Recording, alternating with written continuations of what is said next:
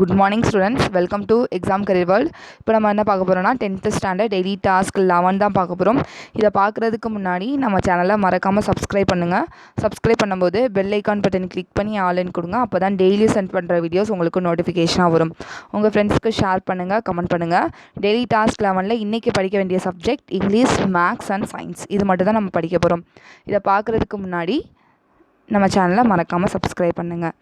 அப்போது இங்கிலீஷில் வந்து யூனிட் 1ல் வந்து சப்ளிமெண்ட்ரி ரீடர், அதில் உள்ள சப்ளிமெண்ட்ரி ரீடர்னா த டெம்பஸ்ட், அதில் உள்ள கொஸ்டின் ஆன்சர் மட்டும் நீங்கள் படித்தா போதும். கொஸ்டின் ஆன்சர்னால் ஷார்ட் ஆன்சரும் பேராகிராஃபும், அது மட்டும் நீங்கள் படிங்க இங்கிலீஷில். யூனிட் 1 சப்ளிமெண்ட்ரி ரீடரில் டெம்பஸ்டில் உள்ள கொஸ்டின் ஆன்சர்னால் ஷார்ட் ஆன்சர், பேராகிராஃப்.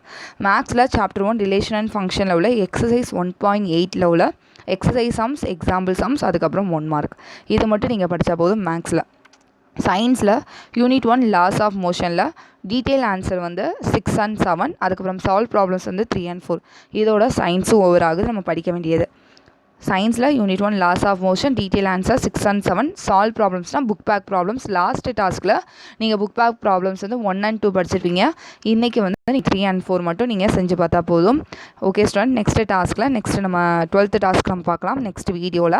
நம்ம சேனலை மறக்காமல் சப்ஸ்கிரைப் பண்ணுங்கள், உங்கள் ஃப்ரெண்ட்ஸ்க்கு ஷேர் பண்ணுங்கள், கமெண்ட் பண்ணுங்கள். தேங்க்யூ ஸ்டூடெண்ட், தேங்க்ஸ் ஃபார் வாட்சிங். நம்ம சேனலை சப்போர்ட் பண்ணுங்கள்.